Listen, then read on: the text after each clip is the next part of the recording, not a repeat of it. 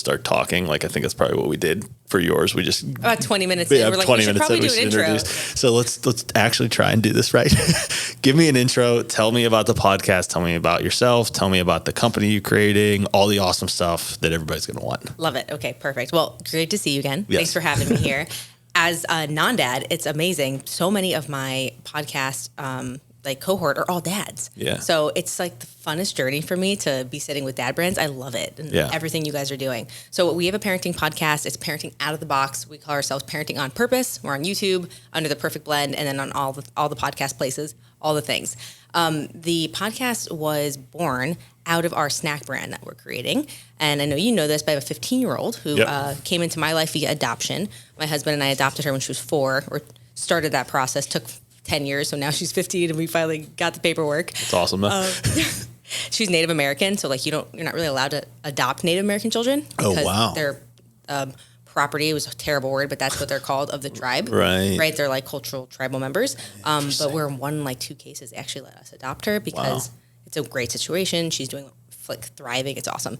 So because of her background and how she came to us, we let her have a lot of clout in our let her have a lot of clout in our life and what we do. So she actually asked me to help her create a snack brand.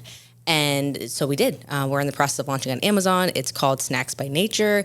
We have these really cool high protein kid snacks called Mighty Morsels. And in the process of doing that, I started learning that parents, there's so much need for tools for parents. They don't have like infrastructure, people to tap into like you, just to get better and be more present. Yeah. And that's kind of where the podcast started to like birth itself. And it's been the best journey. It's been so fun. Yeah. So, which I think all parents want to do. They want to be better. We want to figure out how. And, I was talking to a friend before. She's a grandmother now. She's a 40-year-old grandmother. So she had kids early and all. Yeah, so it was her story's phenomenal. We're on episode 2 of her story, and we're going to continue to have more so she can tell it all. But she was like, when I was a parent, there wasn't Google. There wasn't this. It was you kind of did it the way your mom did it, even if you didn't like it, or the way someone down the road told you to try it. And there wasn't a lot of options. Even discipline. She's like, it was timeout or it was spanking. Those were like the 2 things. Yeah.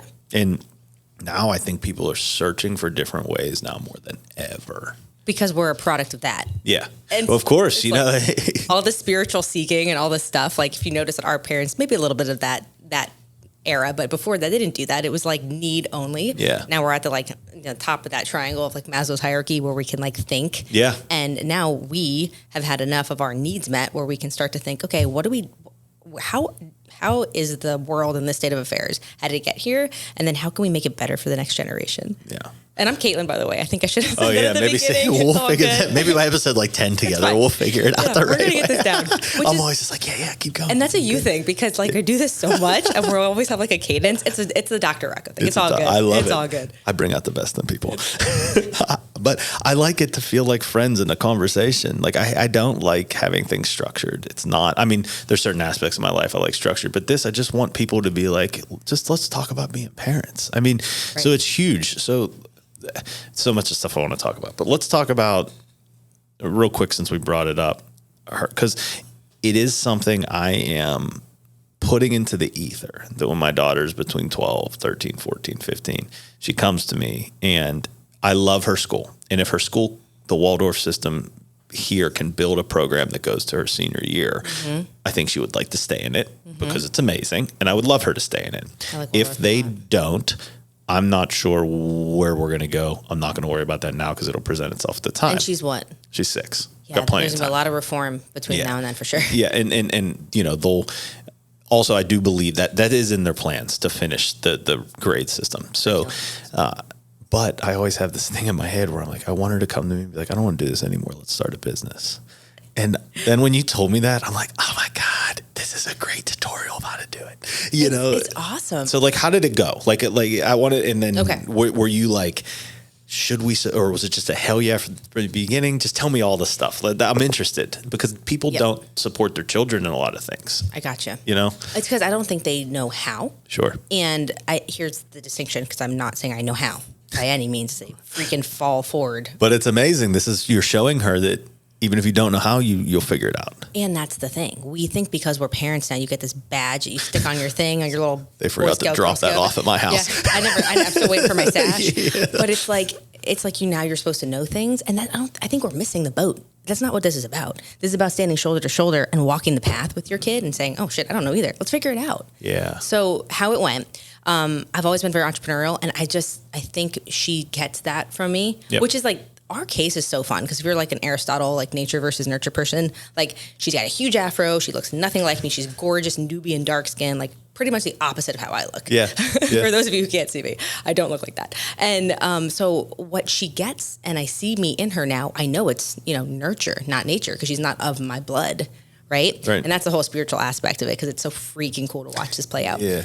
So like, I think there's just a fundamental understanding, and I will answer your question. It's like, do you look at life in a way that it happens for you or that it happens to you? It's kind of the internal, external locus of control.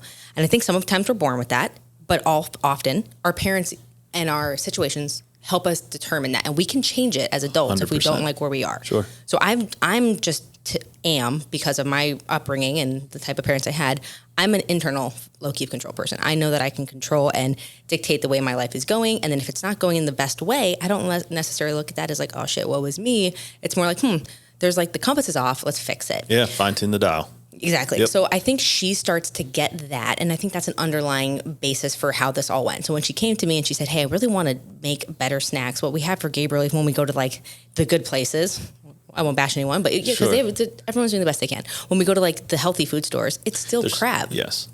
It's not the greatest. And we really now understand why as we've gone through the journey. But my initial reaction was like, so proud of her. Yeah. I'm like, hell yes, girl, let's do this. And to your point with the Waldorf school, so my daughter Shekinah is homeschooled privately. I don't teach her. It's like a one-on-one private education. It's global. Okay. And they pick their curriculum. They pick their teacher. They pick how they're graded, how they can show their competency of subject, mastery of subject. So there's so much cool stuff happening in the world of education as it starts to mirror the private sector and what we're seeing in big companies and a lot of startups and entrepreneurs, because they don't match anymore. We're not the Industrial Revolution. Yeah. I just learned the other day from a podcast, like the bell in school was meant to mirror the bell at factories. God. We're so conditioned, we don't even know. Exactly. We don't even know. So I was all game for it. Rocco, I was like, let's do this. And my struggle is making sure she still keeps a very active hand in it, because she's still 15. Yeah. So she gets all the ideas, and then she wants to like run off and do fun stuff, and that's cool. And so it's like the mindful part is, okay, baby, what part do you want to play in this role? Where do you want to go?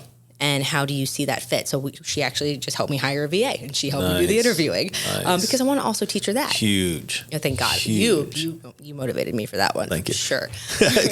I'm glad the VA will change your life. I was all game, and I'm going to wrap it into what you were saying with Sloan and toss it back to you. So here's my thought on this, and this is just my thought.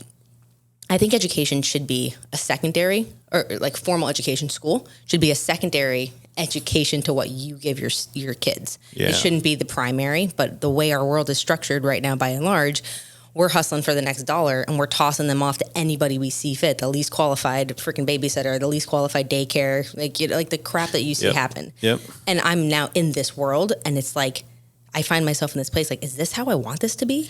And what can I do? Yeah. Right? So she still plans to go to college. She still plans to finish high school. But she knows it's not going to be how she makes money. Like we already last night, we're on a walk at like midnight with walking our golden doodle around the neighborhood, and we're reverse engineering. She's 15. She's not even 16 yet. What college is going to look like. She wants to have 2 rentals when she's in college, one she lives in, one other one, what she needs to do to get that, what her car situation, how she's going to handle that, and what she needs to do to make money and invest online and make other streams of income to have this happen. I love it so much. So she'll still go to school. I love it so much. But it'll be for the experience. Sure. Not for which I think is invaluable. What I learned in college. About yourself. About myself. Not about subject. No, fuck. I can't remember a goddamn thing. I remember... I probably shouldn't even talk about this. I got so drunk that I showed up for my anatomy test in college, and I fell asleep during the test. I didn't learn a goddamn thing in undergrad. I learned a lot about myself, though. I love doctors. So good. The honesty comes out. The honesty comes out. Amazing. But yeah, that was, I mean, fuck, you're 19 years old. You left home. You have no rules. You don't know what it is. You're supposed to show up for this anatomy class at 8 p.m. on a Thursday, but the girls go out at 9 p.m. on a Thursday, and I want to be drunk. I mean, you learn about yourself, like what it is, and you grow up. So I think it is valuable. 1,000%. And I think that you will get that or seek that one way or another. No matter what route you take at some point in life, you're going to seek that freedom of expression. Just get out of the way early. Yeah, and you'll learn it. You'll learn it. And the way she's doing it, you can do it in better ways than I did. But would you change it? No, fuck no, I wouldn't change. I wouldn't change. Someone asked me that the other day, and this was a huge. You're gonna love this. This was a huge realization for me. So, in high school, and not to talk about sports, but when I played high school football, we lost my senior year. We lost our opening game by 71 points. We were fucking terrible. My high school didn't even have a football team. We rode 45 minutes on a bus to get to the school to play for, and there were only 18 kids. 2 of the kids were mentally challenged. So there was 16 kids on our football team. We weren't good, right? I was good. My senior year, there was a school that wanted me to play for them. That was like a Catholic school. So you can do that whole bypass the system because of the religion and all that stuff. And Sorry. I didn't want to go. We would have been good. I would have gotten into a better college. It would have been awesome for my trajectory in life of where I thought I wanted to be a professional football player, right? Like, whatever. What every kid dreams of. It's 16-year-old. For sure, of course, it would have been better. But I didn't want to leave my best friends that I lost with. Oh, wow. That's we awesome. had so much fun losing by 71 points. We had so much fun. That's awesome. And so then I'm starting to think, I love winning. Like anybody who knows me, I love it. I push really hard to win. I think that you should do that. But you find out so much about yourself when losing. And if you can lose gracefully and have fun. Love this. I was like, and all of this clicked to me, I don't know, 6 months ago. I was like, when was I having, because I started meditating. I was like, when was I having the most fun in my life? When I was fucking around, playing football, my senior year, losing. Yeah. And I was like, okay, now I know I don't want to lose the rest of my life, but the takeaway there was so profound that I was like, you know what? You don't have to win everything. You don't have to be perfect. I'm so happy, and I'm so proud of you for realizing that. Well, thank you. It's because it's like you are so masculine, and you're such a great embodiment of a present masculine dad. But what is losing? We need to reframe that as parents. Well, I've been working on that with Sloan. It's normal. I ask her. There's days at least once a week where I ask her. I'm like, "How did you lose today?" I'm trying to normalize it so that because then you can figure out how to win. Right. And if you win everything, then when you Not come learning. up against losing, it's going to break you. I think we're in such a precipice of comfort versus growth. And you see that everywhere, seeking discomfort, the Wim Hof people, the people with the 5 a.m. club and getting up and doing the things before the crack of dawn, before everybody gets up. And it's interjecting some form of discomfort in your life so that you keep an edge to you. Yeah. Right? You keep some grit because we don't really want comfort. We think we do. And then we get there and we get bored out of our mind and we numb ourselves and we It's so boring. inject crap in our bodies and our minds because it's not. And then you're depressed. Right. Right. Everybody that's depressed. I'm like, you haven't pushed yourself. Like you, I also played football in high school. Flag. Why does that not surprise you? That's what I was just literally the words that were going to come out of my mouth. Why does that not surprise me? And I love what you said because when I went to college at I went to UF, so I went to a good college. So everybody who thought they were an athlete in high school and was revered, you get to college, you just get your ass handed to you by people who are way world better. class. Yeah, I mean that happened in college for me too. It was The best. We would be playing flag football and and not the A-list players because they're way under lock and key. Yeah. But the second, third strings from the football team, they come out to play flag with you, and you're like, bro, we had people broke ankles on the daily. I ruptured my Achilles tendon playing flag football. Yeah, it's it's in chiropractic school. It was but intense. it was so fun. And to your point, it was literally failure after failure after failure. But you're striving. You're just playing. You're in a community of limits. people that are testing the limits. That's what it is. We feel like we have to just reframe that from our vernacular. Well, and that's a shameless plug for Andy Frisella in his book Play to Win. It's a kid's book. It's fucking awesome. Sloan loves to read it. It's so all about just finding out parts of yourself, and it's okay to lose. Yeah. And that winning matters. It does because it teaches you about yourself. Because if you win all the time, you aren't necessarily learning as much about yourself unless you're one of these very special individuals who's the guy who I say always needs a hug? David Goggins. Yeah, dude. Yes. Like every time he talks, I'm like, bro, if I ever meet him, I'm just giving him a hug. I love that. And, but he wins all the time, right? But he has this switch that he can flip that makes him want to be better all the time. But we seek comfort. And it's not abnormal to seek comfort when your brain was developed for 50,000 years ago when everything was uncomfortable. Exactly. Yeah. And that's, like I said, and it has brought us to an incredible place in society where we're exploring and we're here. Yeah, exactly. We're recording in a nice studio with no stress. Yeah, there's now. Like no saber-tooth tigers outside. No one's trying to eat guns. us. Yes. Like we're good, and so it brought us here. But I think it's fascinating. Even in this world, like we just have to be very grateful for what we have. Like we're planning a family trip to a different country, and I was like explaining to my daughter like the watch, the phone. I'm like, honey, like none of those things are making this trip with us. And I'm like showing her like where we go, and I just like kids just don't know what's out there. We're so protected in the world that we live in, and in a way it's beautiful, but in a way it's also like, hey, please, understand this is not by and large how the world lives, and now let's make something of this. I'm reading this book called Value Creation Kid. One of the guys is on my podcast. He has an app. It's a banking system for kids, but it plays like a game. Oh my god, it's so cool. And so he has a book all about it's kind of like the Napoleon Hill, where he went and interviewed the 50 wealthiest families with generational wealth. And what they do is they don't pass on inheritance. They pass on heritage. Yeah. And by passing on heritage, you never have to worry about money because you understand how to create value at a young age. Wow. Now, by and large, you're already doing this with Sloan. We just have not had a framework around it before.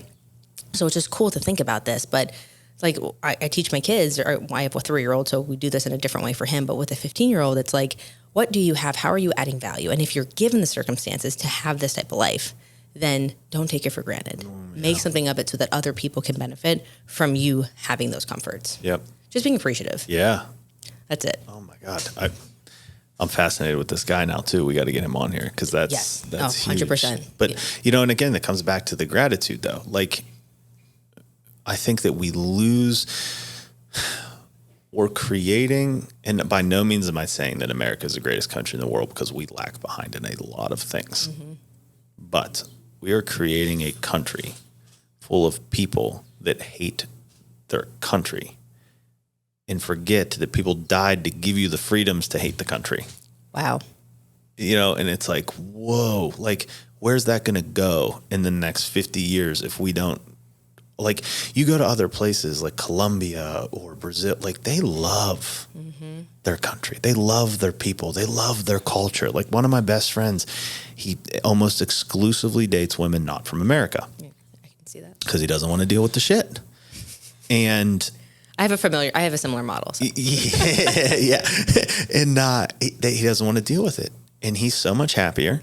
And on top of that, I met one of them, and we were talking about like the feminism and all this stuff. That's and cool. He's like, or she's like, keep that in fucking America. We don't want anything to do with it in our country. We still like when men open the doors for us, and we like to be treated like women. And I was like, whoa. Yeah. It's what we're pushed here is very different than the rest of the world. And while maybe there's places that aren't as safe, there's a lot of things that we don't know culturally that are going on in other countries that they're happy. Oh, for sure. My buddy just spent 18 days in Colombia, and with a friend, and they were at the friend's house with the mom and the dad and the grandma and all these people. And he was like, for 18 days, no one raised their voice. No one yelled. Everybody laughed. Everybody giggled. They dealt with hard conversations, and it was peaceful and calm. And he was like, it was like nothing I experienced. And he's like, I was there at the Airbnb, and the hot water didn't work, and I threw a temper tantrum. As a grown man. Yeah. He's like, at 50 years old, he goes, I threw a fucking temper tantrum, Rocco, because the hot water didn't work. And then I started to observe all these people around me that are like, it's okay. And I'm like, well, where did I get this from? Mm-hmm. And he's like, I got it from this insane perfection hustle culture that I bought into. That's not real. Yeah. It was, I love other people. I love other people's experiences, because then you learn so much in the aspect of observing. That goes back to the college conversation or traveling or whatever it is, just something to open up your perspective to the way other people live. And that's why I love like even podcasting is a great way to do this, but just meeting people from other cultures, masterminds. I have so many friends in England, and just the way that they think and how different they are. People in Canada are so sharp. Like I love people from South America and Central America. Yeah. They just feel so connected. Like they just feel so connected to their spirit and their purpose, and just have a really like, I think almost Aboriginal, like pure way of looking at life to kind of cut through all the bullshit. Yeah. And I just look at them, I'm like, wow. Yeah. And you see a lot of that and you're like, they have like no stress. Like, you know, so you really question a lot of that stuff of like, what's going on and how are we doing this? And then it comes back to how are we raising children? Exactly. Like if we have the ability to give them these experiences of these other cultures, I think it's massively important to do. So it's so cool. What we're working on right now in my family, and we're rolling this out on our podcast, is like a family crest. Like you think back to like the medieval times, and like I did this as like in third grade. Like I made a crest, and it was like this. Writing thing. this down. I Yes. want one. I want one. Yes. I know. I've actually started looking at like wood makers and stuff, Okay. and we're gonna like have a thing because with my husband's like Samoan culture and like my culture with like Italy is we have some cool stuff. So it's like looking at the heritage of where you come from, but more importantly, that's your foundation, right? Like that in your picture, that's like you. It's the hand holding Sloan. Yep. But then it's like, what do you stand for? And not you as an adult, you as a unit. And that's where you really die to yourself. Like when you become a partner in a marriage or a relationship, you have to die to yourself to be open to like what that births together. And it's the same thing with your kids and letting them have a hand in it. Oh my God, I love this. We're doing that for us. And part of ours is not like the material flashiness stuff, but it's travel. It's cultural experiences. And in a way that it just allows them, I want my kids to have that wanderlust of like understanding other people. Mm-hmm. It just helps you navigate life and have a better frame of understanding. Of understanding for everything. Exactly. And then you just meet people and you see where they're at and where it's coming from. And listen, I went to Haiti and I went to Peru for chiropractic mission trips to adjust people. Wow. I don't think I've cried so much. Well, that's not true. Then Sloan was born and I started crying all the time like a little bitch. That was okay. But when I was there, I mean, it was incredible to see. And then how do you come back here and not be grateful for this room, right. In that reference point? And it's just... And it's like one of those things where you get it in the moment and you feel it and then you keep going because our cells regenerate or are reborn and shed depending on the organ or whatever, your skin, every 90 or whatever days. Research article you read, sure. Exactly. Yeah. But I mean... Very fast. We are living organisms. They do die. So like basically you have to continue to immerse yourself in that in order for it to be a part of you. And that's what, rhythms or habits come into play because we're not like you do it once and it has the lasting effect. Yeah, of course. Right? We have to keep bringing ourselves to it. But again, is that a bad thing? It's like, I think of it like we have the opportunity with our lifespan now to literally live like 3 or 4 lives in one life. Yep. What somebody could have done in the 1800s or 1600s. And we get to do so much with it. So it's like, have a frame of reference of gratitude for it, but then don't pigeonhole yourself out of like pity and shit. Like, understand like, hey, this is a part of it. And because you think that way, you're going to be in a wild success because you want to push yourself forward. Of course you do. And you crave failure, you crave learning. Right. So that's a good thing. Yeah. But it's like in our culture, that's not really looked upon like that. It's like we want you to be, the hustle mentality go, but we also want you to have like the perfect mental health and we want you to have this. Well, stop telling people they have to be fucking perfect because it's not existing and you're making us all sick in our minds all the time trying to do this. Yeah. It's like just show up as you are. You literally lose it because you're like, okay, but I can't keep all of this together. I can't do that. And then it just goes on. I can't. Then you end up throwing your hands in the air. You're like, fuck it. Yeah. Because you can't keep up, but it's by design. And you wonder why teenagers struggle in this world and they have like 2-second like spans of attention now and the stuff. It's like, I think they're doing a really good job. I think if we had that when we were their age with our mental framework and understanding, we would have done a lot worse. Oh my God. My buddies and I say all the time, I'm just glad video things weren't a thing when we were growing up. Yeah. Like, I mean, Jesus Christ. Yes. Also, I don't think that it's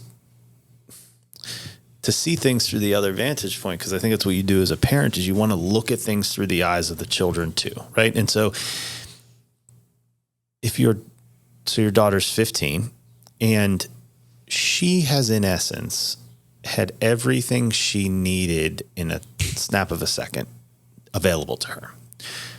So her frame of reference is that that's expected, right? She didn't have to, like, if you want to, I don't know how you grew up, but definitely in my hometown, if I wanted to go to the movies, I had to call, and it was a pre-recording, and whatever movie, it was like, Batman's playing at 7, 9, and 12. Spider-Man's playing at 4 or 5. And it never was at the beginning. No. You had to wait through all the bullshit. I'm yes. like, put the best movie at the beginning. My God, I don't know who was in charge of that. And the hours and and all the things. If you want popcorn and all this thing. Yes, I remember. And so, or if you wanted to bypass that, you had to wait for like the Friday newspaper to come out to tell you the times for Saturday and Sunday. So or you just got frustrated and you just got on your bike and rode 2 miles, which is what I did. Sure, mine was way farther than the ability to do that, or I probably would have did that too. But so that was we grew up expecting to wait for things.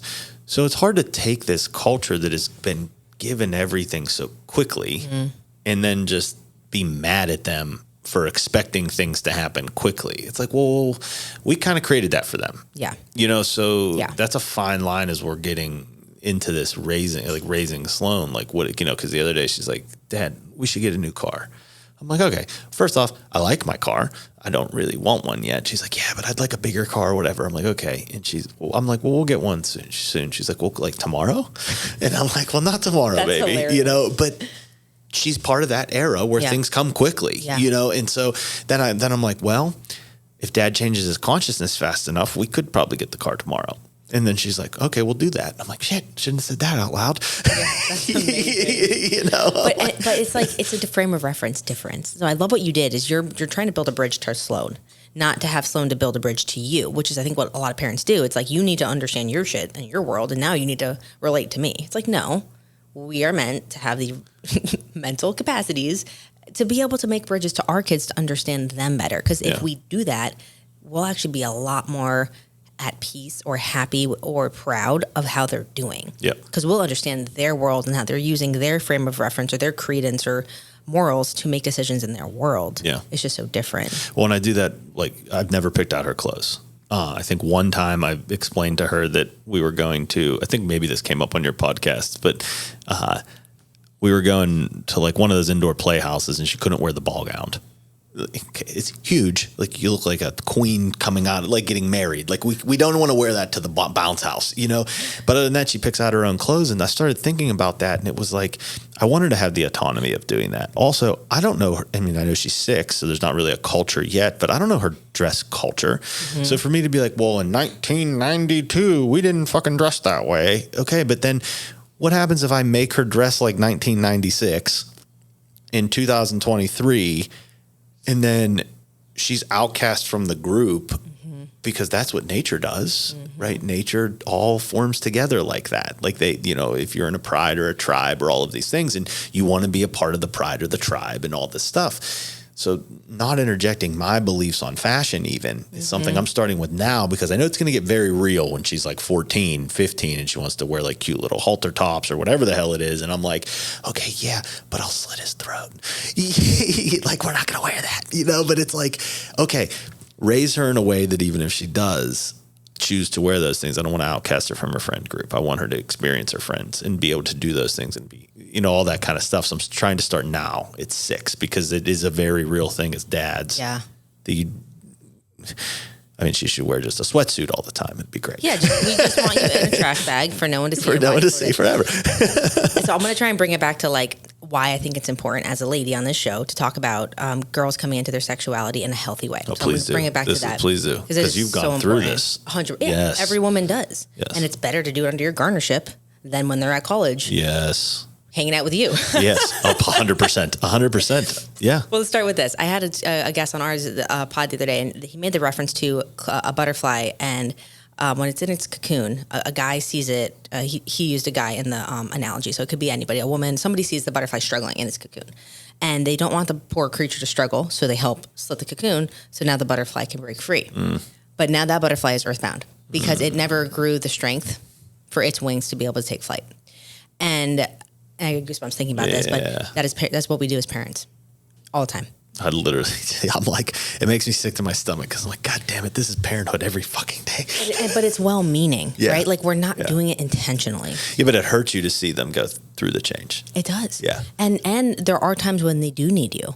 And you know what? There's no right or wrong. Like I was watching someone today talk about like letting your kids cry it out. You and I talked about that. And there's a comfort level. So there's no right or wrong. There's peace in the decisions you make based on your understanding as a family and what you set forth is important. So you're talking about like letting Sloan make her own decisions. And I think it's important here's what I've understood from like taking all these successful people and like taking their advice from the podcast and like boiling it down into like tips. Yeah. What a lot of them do is they, instead of telling them what is or is not appropriate, they ask questions around things and I'll help the kid to understand and answer the question for themselves. And that's not just about fashion. We'll get into that in a second. Yeah. But anything. Sure. Right. Like, I'll give an example. As my daughter she has a dog walking business. She's worked really hard for a year to get steady clients. She makes good money. She makes better money than a lot of the adult women my age in our community. Yeah.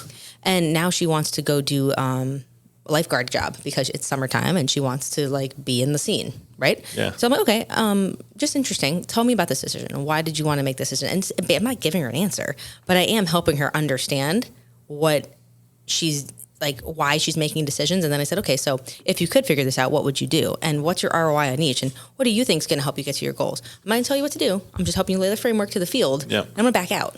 And Yep. you can decide. I love this. So I think you're already doing that. And that's the important part is just help it, like you said, like just providing a framework, because then what you're doing is we're teaching them how to think. Yeah. Not solving their problem, not Yes. clipping their wings. We're allowing them to struggle and say, hey, I'm sorry, that sucked. It really sucked to watch that. What did you learn from that? Mm-hmm. I learned that was the hardest shit I ever went through, but now I can fly, and I never been able to do that before. That's pretty cool. Pretty fucking awesome. Yeah. Right? Yeah. So, and it's like, I don't have the answers, but I love this kind of stuff because it's like a rising tide rises all ships. Listening to your podcast, doing our own stuff, it helps me to get better as a parent every day, as a partner to my husband, as a mom. So let's circle back to the conversation with women, because I have a 15-year-old daughter. Not only did you go through it as yourself, you also have a 15-year-old daughter who's either in it or is about to be in it. Oh, she's in it. She's in it. Oh, yeah. She's been in it. It doesn't happen at 15 anymore. Yeah. You're lucky if you get to 12. And also my husband is Samoan. So Yeah. like you've met him. Yes. Just stoic, strong, like very sweet guy. Like, but you know, that when that flip switches, especially with his baby girl. Damn. Yeah. So watch it. So it's like, we are our parents. And especially when you have a multicultural like marriage, like, the Samoan culture is hilarious. Like the way that they parent, it's like, it's not communicative. It's like, you do this because daddy said you do this. That was a terrible reenactment, but the poly people probably realize like exactly those are the words. And it's like, you don't argue because you're not allowed to. Sure. And it just, there's so many incredible, beautiful things from that culture, but it does not foster, at least in my experience, it does not foster the open conversation, especially around sexuality. Which is huge. Yeah. And for them, it ties a lot into religion. So that's like, you know, that's their path and stuff for the family we grew up in. It's very different for other people. So her coming into our life, we are faced with, okay, now how do we handle this? And as you mentioned, as a woman myself who had to go through growing up as a kid, when you start to understand like your feminism, it's so sexualized nowadays.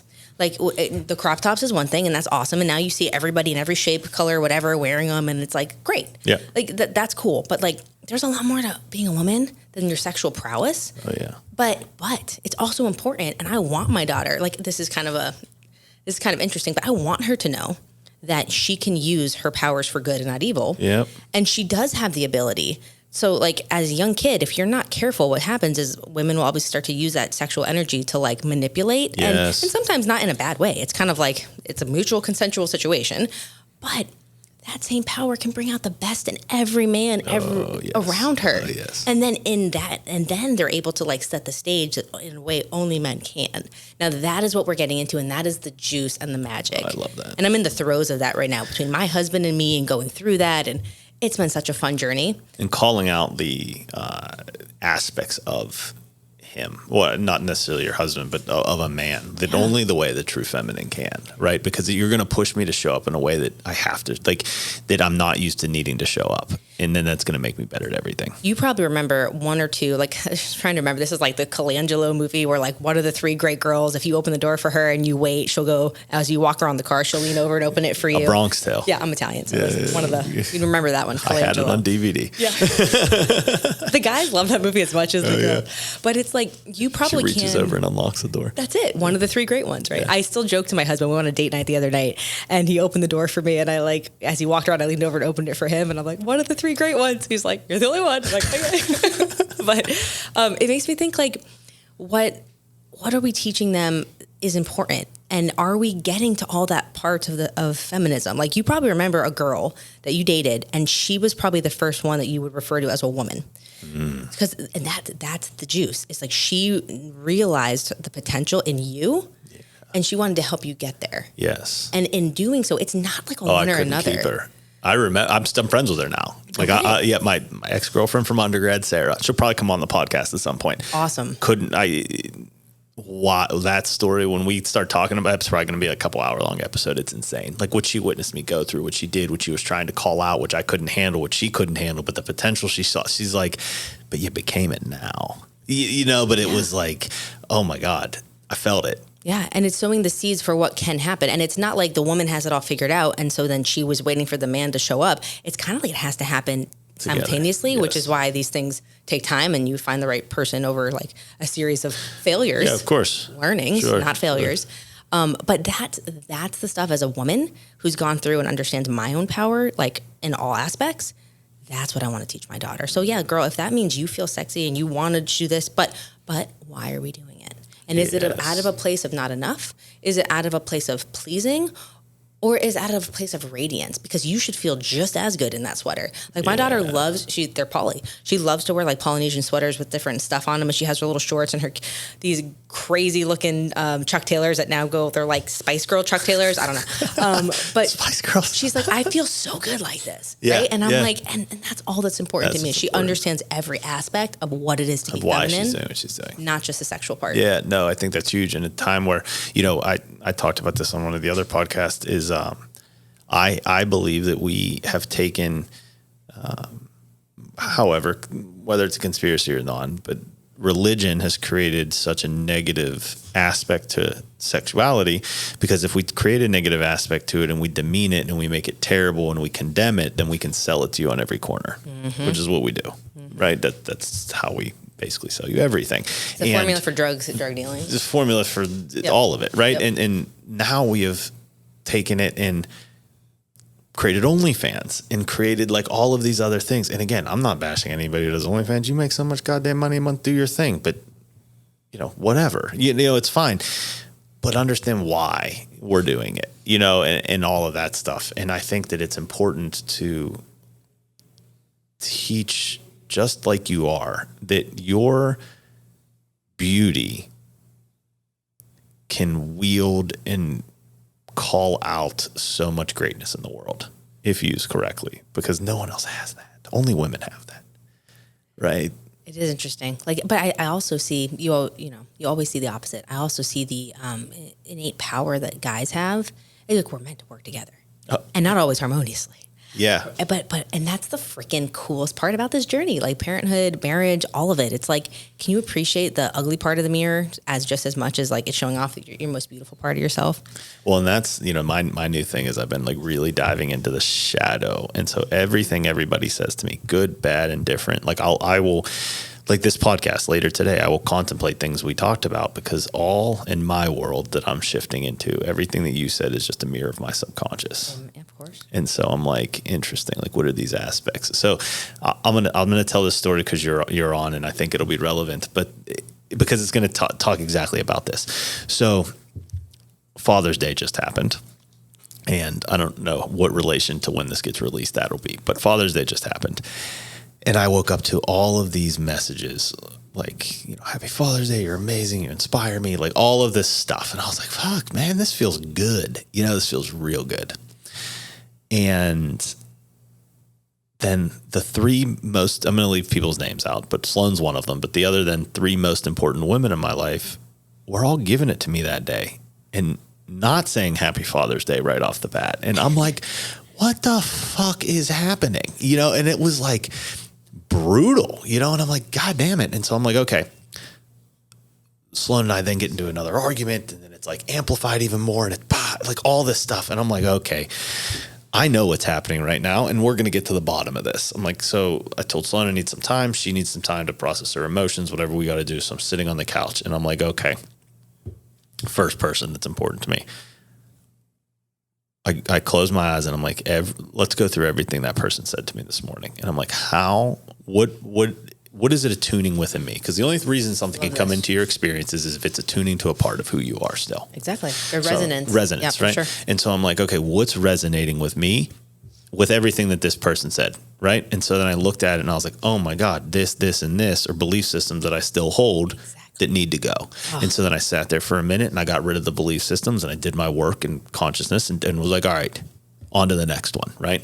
How did these things that were said, what are they representing? Is this my childhood? Is this? Is this something that I still believe in that's not held to be true? Tell the truth, tell the real story, go through this whole process, did it again, right?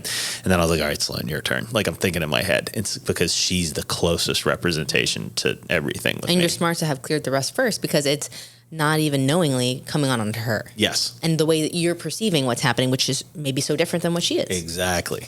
So then I'm like, all right, how was her behavior a representation of me as a child or whatever was, what is it attuning to in me? So then I found what it was attuning to and I was like, okay, that's not true. Tell the story that I want to be told and how it's going to be. I shit you not. Before I finished doing all of that. She was up on you. She was standing right in front of me going, Dad, I'm calm. I'm ready to talk and just wanted to cuddle. And I'm like, But in that moment, I had the choice because the subconscious creates everything. We've talked about this on yours, right? The subconscious creates all of it. And I know that I'm working to get better at creating the story in the subconscious. And I'm like, okay, it's telling two stories right now and it's confused. It's telling the story that I'm great, I'm amazing, I'm a badass dad, and I'm everything I want it to be. And then it's telling me I'm the complete opposite of all of those things. It's confused. Mm-hmm. Well, let's unconfuse it. And let's not wait till tomorrow to unconfuse this thing. Let's do it right fucking now. Great idea. So I went into it and I'm like, well, what do I want more of? Well, I want more of the good shit. So I reframed all the stories for that. Oh my God, everything was just like boom, boom, boom. But you gotta acknowledge the mirror. Yeah. And if you have a partner that's willing to acknowledge the mirror with you, how much faster you can expedite your journey together. Yeah, that's awesome. Well, one, you had the awareness, right, Rocco? And that's huge. Well, because you've worked on it. You work on it every day. Yeah. But that's a big piece. And it doesn't always mean you have to go do the shamanist thing in Peru or you do this. Like it's just that's simple practices. Simple right? practices. I think sometimes we make it seem so inaccessible. Yeah. So people are that's a good point. Afraid to try. Yep. But even just people listening to your podcast, like the next time they feel themselves going through that, you being that mirror might just be like, oh yeah, Rocco did that. I can, okay, here it comes. Yep. It happens to me all the time. And especially with the people closest to you. I'm sure your husband and your daughter are the biggest ones, but to have a husband who can support you through it and be like, that's got to be huge. Yeah, it's super helpful. Yeah. But it's also interesting because like everyone's on their own journey. And so it's like another mirror. Every relationship in your life is another mirror. And they're all at different angles. So it's like more work. And that's not a bad thing. I love it. And I was talking to a shaman and a Reiki healer yesterday, and we had a really great conversation. He had on like a full Oxford, like he works in politics, which is sick. I was like so happy. And then after seeing him, he's like, hold on. And he comes back in and he's got like the balls and he's got like his mandala and he changed his shirt and he was like very spiritual. I'm like, this is awesome. Yeah. I just love seeing someone in both, but like he could see me. Right. Well, those are just the two representations of your hats. Yeah, exactly. Which is why it's so cool. Yeah. Again, like for people who kind of have a foot in both worlds, of course, professional, like human, but also spiritual. It was just really cool to see somebody else kind of bring those together. But like, it's so funny when people can like see and understand everything that you're going through, and it's not a bad thing. But like, what I look at it as, I have this incredible romance, love relationship, my best friend, my husband. And every day there could be things that I could perceive as like, that wasn't the best or this. But what I try and do is say, what can I learn from this? And how can I love him better? Mm-hmm. Like I had a guy on my podcast, he's looks like Lou Ferrigno and he's freaking badass. So I'll definitely introduce you to him. You guys will kick it off. He's awesome. His motto takes like a warrior dad tribe is called, we do the most, we need the least. And it is funny, as a woman, I am so motivated by all these dudes. I think I've always been like that football kind of chick, like always been that kind of tomboy. And I resonate a lot with parts of the masculine, which is a whole nother conversation, but everyone's everything. We're all whole. For sure. But we do the most, we need the least. So I try and bring that into my relationships, right? To a point. So when I see things in my kids or my husband, I'm like, is he saying that the man does the most and needs the least?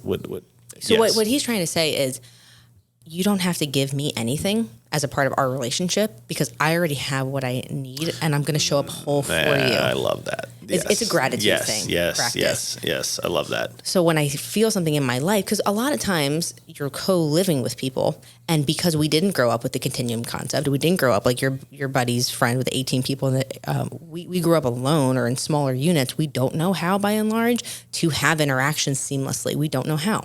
Everything's or to not depend on someone else for a source of happiness. 100%. Right. 100%. It's all like, I feel like we have a much more conflict-based type narrative in our culture than other cultures who just grew up with much more extended families. Yeah. Because there were always someone you could relate to. Yes. And if you didn't get the love somewhere, you could always kind of shift gears. So bringing that back is like understanding you really do have everything you need. And now you don't show up from a place of, we coexist in this space and maybe I didn't fold the laundry the way that you expected, or the dishes was out of place, or whatever the small thing might be. And to just see it as, okay, there's a place in this situation where someone doesn't feel, someone doesn't feel seen, or someone doesn't feel appreciated.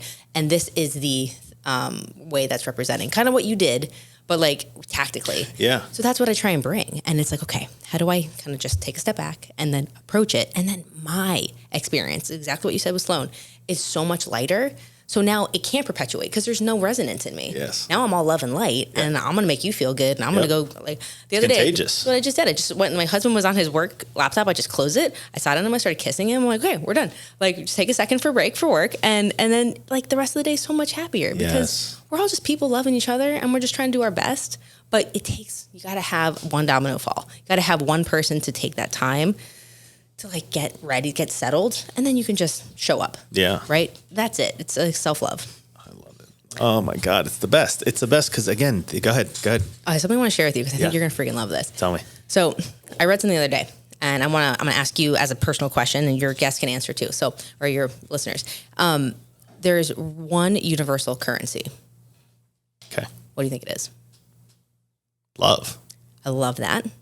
That's actually the right answer. In terms of society and media, the one universal currency that has control over us as a population is dopamine. Sure. I was going to say sex, but then that would feed dopamine. So sure. Yeah. But your answer was the right one from like a whole perspective. And that is used to shape everything that pulls us in life. When we were talking earlier about like the rat race and chasing different areas. And it's just so interesting to see how our entire society is set up in our family units to chase the dopamine. Yeah. And we were talking about earlier about sitting in your shit. It's really just being comfortable with doing that. Like a lot of people, Rocco, wouldn't do that because it makes them feel uncomfortable. Oh, it was uncomfortable.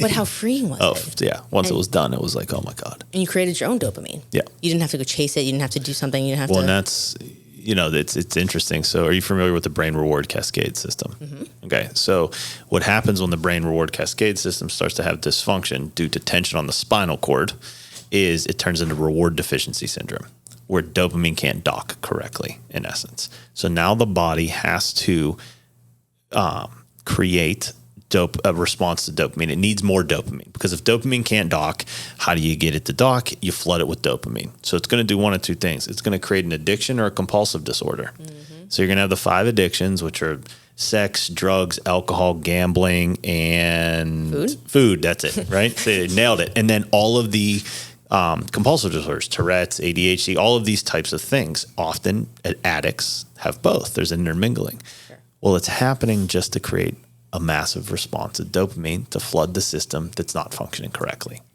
So if you take addiction back to its source, it's being caused because there's adverse mechanical cord tension, which is what I fix in my office. And then there's a little bit of imbalance of, I think, 3 or 4 amino acids that cost like $6. I can't remember the name off the hand. But everything comes back to that brain reward cascade system, which is everything you're talking about. Exactly. And everyone's is hijacked right now because they're dealing with too much stress, right? So when I adjust the spine, we reset the brain reward cascade system, and then you don't need as much dopamine as you did before. and then add all these practices. It's fascinating. So I got to actually experience your work. Yes. And the next day I did a Kundalini awakening practice. Yeah. I'm just gonna tell you, it's been a wild ride since then in my life. And this guy I was on with the other day, the one who's like the Reiki guy, the seer, he was basically like, wow, you did something about a month and a half ago and it has really shifted your consciousness and like there's a lot of stuff happening. And I explained to him between you and the Kundalini, he said, oh, that was a good way. You did that in the right order. I'm like, yeah, Dr. Rocco told me to do it that order. Yeah, so that's what I did. Yeah, that's so awesome. I love it. But it's true. So like we constantly crave dopamine.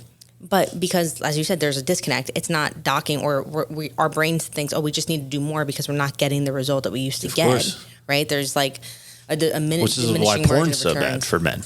Yeah, that's exactly why. Yep, exactly. Oh, and it's a diminishing margin of return because there's an underlying hole of not being seen or felt or appreciated or loved. There it is again for everybody listening, seen, felt, and heard. You've heard that on this podcast more than once. I think it comes up every episode. But that's also what children want. And that's also the divine feminine. Yeah. Is to allow that space for that to happen so that you guys can stand in your strength and raise a family. Yes. Right? Like that's part of it. I love it. I know. It's so like we're like literally blessed at this time to be given children, and just think of the caliber of kids that are going to come through our generation of parents, because it's clunky as shit and it feels so like arduous, but they're going to have a freaking amazing jumping foundation. Off point is unbelievable. So I mean, good. And I have so many people that like my patients are raising their children the same way we are, and it's like, oh my God, like there's one little boy I see all the time. He's amazing, and I've been taking care of him since they were born. Well, the family, and then since he was born, and every time I'm like, we're gonna keep the bloodlines pure, because like they raise him just like I raised Sloan, like, you know, amazing. You guys are so cute. And I'm like, you're gonna marry Sloan. Like, while I'm adjusting, I'm gonna talk into his subconscious, because I know that his parents are doing it right. I know he's gonna be awesome. I've been keeping his spinal cord free and nervous system tension since he was born. You're the perfect guy for my daughter. That's I'm hilarious. like, I'm gonna speak it into existence. And we always laugh about it, like every time they come in, because we'll always joke. She'll be like, are you gonna marry Sloan? I'm like, they don't even know each other.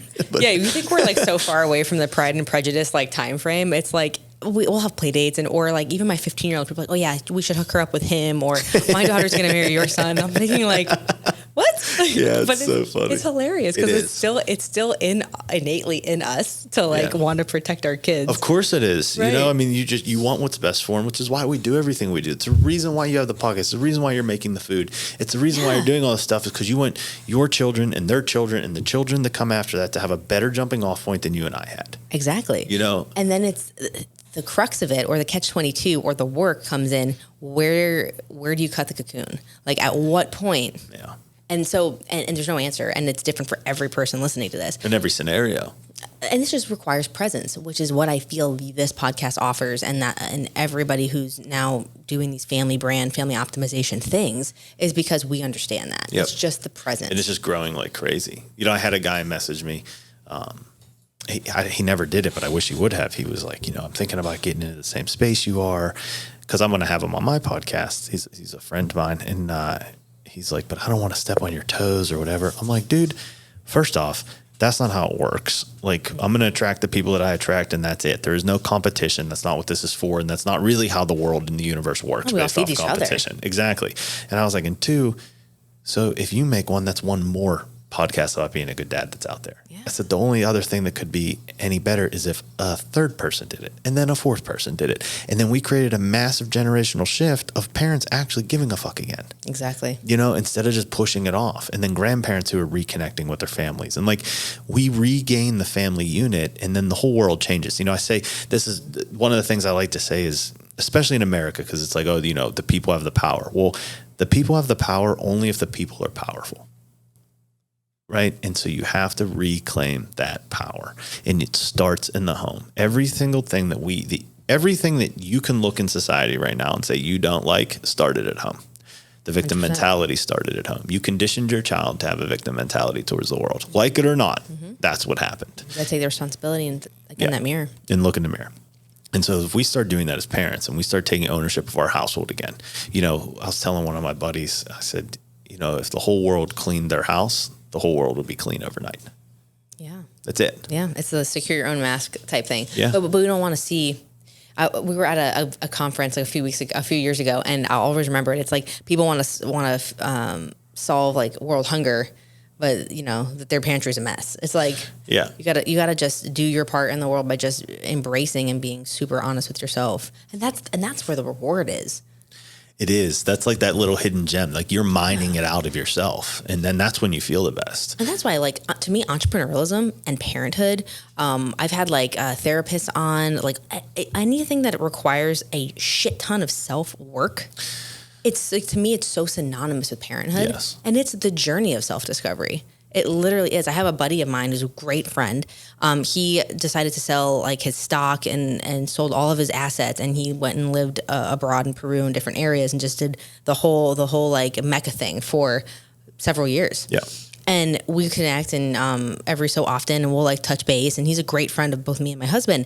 And it's like, even though we live such different lives, because we're both present to the journey, I would say that we're both very equal in terms of the growth that we have had. Of course. And honestly, I would even petition that you will get further along in your self-discovery journey with children because of how brutal that mirror is. You don't have to petition that. That's just a fact. As long as you're present. As long as you're present. If you're not, going to then be an no. ostrich with your 100%. giant body out in the world, like vulnerable, and your head in the sand. 100%. But if you're present, there isn't a seminar, there isn't a book, there is nothing that is going to show you those wounds, those vulnerable places, and the things that you can get better at more than your children. And it was such a beautiful gift that we were given. Here's how to heal. Right. And it sucks, and it feels like sandpaper, and it'll hurt, but underneath that is just the most incredible, right? Yeah, you're going to cry yourself to sleep. You're going to cry to sleep with them. Like, all of these things are going to happen, and then you're going to end up better on the other side. And then so are they, right? Because as you heal from the wound, I use quotations when I say the heal from the wound thing now, because we're going a little too far with it. Like everything's a fucking trauma. Everything's a wound. It's like, okay, no, because the guy didn't put pickles on your sandwich at McDonald's is not a fucking trauma. Like, I almost think it's a little, I don't want to downplay people's experiences. I don't want to downplay your traumatic experiences. I don't want, whatever you perceive as a trauma is what you perceive as a trauma, and that's fine. There is a big difference between your dad not showing up because he's been at work 12 hours a day and you perceiving that as a trauma, and someone going to Iraq and losing 3 people and coming back. Those are very different. Even though we don't perceive them as different, we need to acknowledge that, it's tricky because they aren't different, but they are different, and we need to not stop. I believe we need to stop using everything as a catch-all, that this is a trauma that I need to heal from. Right. Because then it's still then again in that victim mentality. And it goes back to the dopamine release. Yes. Because everything that's so over publicized and in the news and media is to make you feel like a victim or to make you feel like a hero. It's like Ready Player One. It's like they want you, your whole life can be lived in this not real place. Yeah. And it's so interesting. Each person is going to be different. So I have a lot of therapists on our show. Yeah. And one of the therapists mentioned like what trauma really is. And it was so helpful to me. And the real definition of trauma is when you have like a paradigm break. Think of like a kid. I had a dad on the other day who was talking about like when he has a dad brand, and his came out of a place of not good. Yep. Like he came home, he lost a client, and he put his hand on his kid out of anger. He touched his kid, and his kid fell. He didn't push him down. He just went to like grab him, and he fell. And then he went to pick him up, and his kid shuddered. That is trauma. Yeah, that's trauma. When you have a paradigm that breaks or pops. See, now I can get behind that. Now, but what happens after that? Like for this gentleman, it was the launching point of a brand of conscious dads getting together, being better. Yes, because it's freaking awesome. Yes. Because we all become the nightmare. Yes. And it's what you do with it. But here's my introspective piece for listeners is like, I can't overjudge those situations. What I can say is there is allowing emotions to show up so you can heal them and move on in your life, or you can consciously decide to put a badge of honor, not a badge of honor, on you to say, I am now this thing. Mm-hmm. And you know what happens at the end of your life? You have a shit ton of barnacles or badges holding you down, weighing you down. I love this. For like allowing your real self to shine through. So another therapist said, a lot of people who go through the self-work like you and me, it's very easy for us to say, okay, this shit like has shown up. Let me fix it and let's move on. And sometimes it's hard for us to understand how people can't do that as well that did have traumas.